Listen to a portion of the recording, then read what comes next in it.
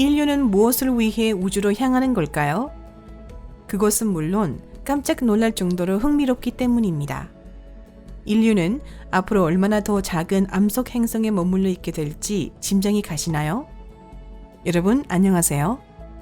하지만 낭만 넘치는 새로운 발견이나 모험을 요하는 것만이 우주 개발 이후의 전부는 아닙니다.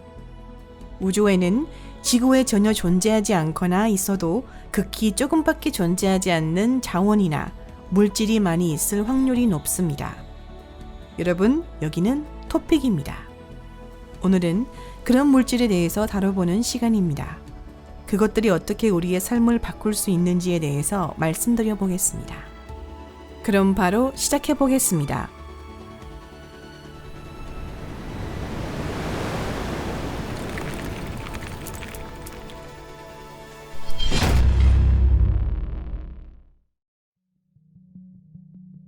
헬리움-3, 꿈의 연료. 헬리움-3은 헬륨의 특수한 동위체로 그 원자핵은 2개의 양성자와 1개의 중성자로 이루어져 있습니다. 헬리움-3은 지구상에는 거의 존재하지 않습니다. 이 신기한 물질은 대기 중에는 약간 포함되지만 지상에서는 채취가 어렵습니다. 그 대신 헬리움-3은 달이나 그 외에도 대기나 자기권을 가지지 않는 전체에서 채취할 수 있습니다. 이것은 태양풍에 의해 운반되어 온 것으로 수십억 년 동안 상당한 양이 추적되어 있습니다. 연료로서의 헬리움-3은 실로 흥미로운 물질입니다.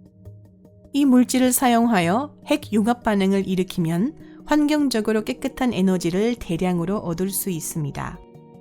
만일 헬륨을 사용한 발전소에서 최악의 사고가 일어났다고 해도 그 땅이 방사능에 오염되지는 않습니다. 만약 달에서 저렴하게 헬륨-3을 채취할 수 있고 지구까지 수송하는 방법이 발견된다면 지구의 에너지 문제는 모두 해결될 것이며 우리는 비로소 석유와 가스의 굴레에서 벗어날 수 있을 것입니다. 게다가 이 물질은 우주선의 연료로도 사용할 수 있습니다. 우주선은 더욱 고성능이 되어 지금보다 훨씬 고속으로 이동할 수 있게 될 것입니다. 그러한 우주선을 사용하면 근처의 항성에 가는 데까지 오랜 시간이 걸린다는 것은 변함이 없지만 태양계 내부에 조사하거나 이주하는 것은 훨씬 편해질 것입니다. 톨린, 새로운 석유. 헬리움-3의 채굴이 잘 되지 않더라도 우주에도 또 하나의 훌륭한 석유 대체 연료가 있습니다. 그것은 톨린이라는 것인데 이는 메탄과 에탄을 포함한 유기화합물 폴리머입니다. 톨린은 명왕성과 트리톤, 레아, 타이탄 등 태양계의 다양한 위성 및 준행성에 풍부하게 존재합니다. 이전에는 지구에도 대량의 톨린이 존재했지만 지금부터 약 25억 년 전에 일어난 산소 대폭발 사건으로 인해 환경이 완전히 바뀌어 버렸습니다.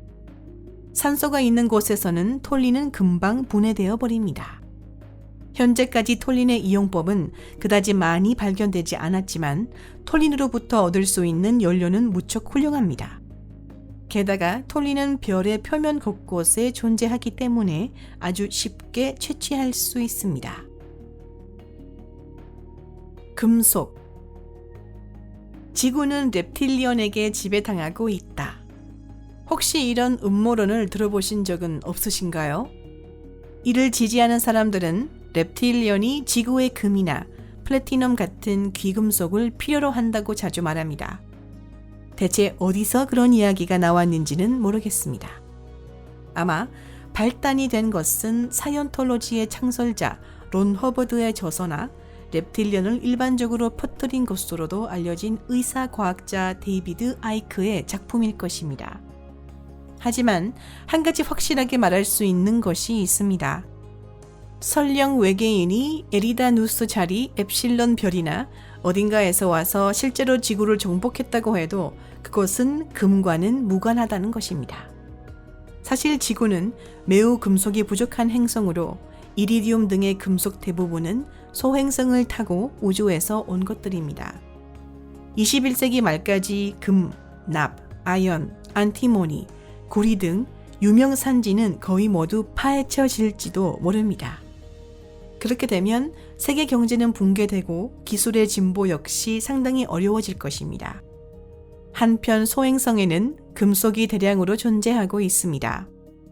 직경 약 200km의 소행성 푸시케만 해도 우리가 필요로 하는 철의 수천 년치 혹은 수백만 년치를 충당할 수 있습니다. 물론 푸시케에는 금 같은 것이 그리 많지는 않지만 그래도 지구에서 채굴되는 것보다는 훨씬 많이 존재합니다. 참고로 소행성에서 금속을 채굴할 때에는 환경 문제를 신경 쓸 필요가 없습니다. 충분한 수준의 기술을 갖고 있다고 한다면 이런 소행성을 지구로 근처로 끌고 와서 멀리 날아가지 않도록 지구와 달의 라그랑주점 중 하나로 묶어둘 수 있습니다. 소행성에서 자원을 채굴하는 것은 어려운 일이 아닙니다. 소행성의 중력은 매우 약하며 대기도 없습니다. 따라서 소행성 표면에서 우주선을 띄울 때 생기는 대부분의 문제는 자동으로 해소됩니다. 그럼 reptilian은 어떨까요? 만일 그들의 문명이 굉장히 발전해서 다른 항성계에서 지구로 올 수 있었다고 쳐보겠습니다. 만약 그들이 자신들의 자원을 모두 탕진해 버렸다면 우리 소행성을 2-3개 정도 빼앗아 가면 되지 않을까요? 지구에서 금을 옮기는 것이 훨씬 어려울 테니까요.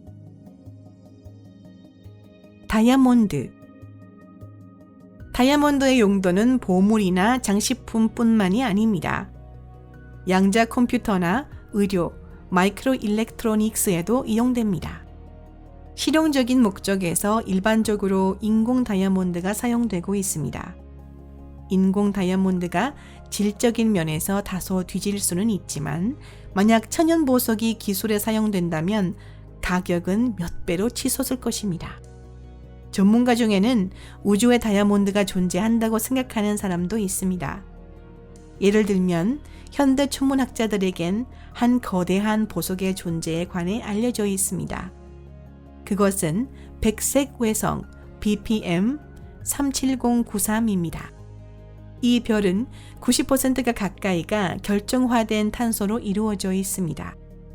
바꿔 말하면 이 별은 태양보다 약간 질량이 큰 거대 다이아몬드인 셈입니다. 분명 우주에는 이런 다이아몬드가 아직도 많이 있을 겁니다. 만약 먼 훗날 이런 별에서 그 파편을 가져올 수 있게 된다면 기술 면에서 엄청난 브레이크스루를 달성할 수 있을 것입니다. 중성자 물질, 금, 철, 귀금속 이런 것들도 분명히 흥미롭긴 하지만 역시 좀 평범합니다. 그렇다면 다이아몬드의 경도를 웃도는 가설상의 물질, 중성자 물질은 어떨까요? 이것은 지구에서는 절대 찾을 수 없고 실험실에서도 아마 만들 수 없는 물질입니다. SF 세계에서 뉴트로니움이라고도 불리는 중성자 물질은 우주에서 가장 고밀도 천체로 여겨지는 중성자 별을 구성하는 물질입니다. 이 물질은 성냥 상자 분량으로 수백만 톤의 질량을 가지며 어떤 방법을 써도 파괴할 수 없습니다. 다른 물질을 사용하여 중성자 물질의 상처를 내려고 해도 공기의 흐름으로 쇠를 깎는 짓이나 다름없습니다.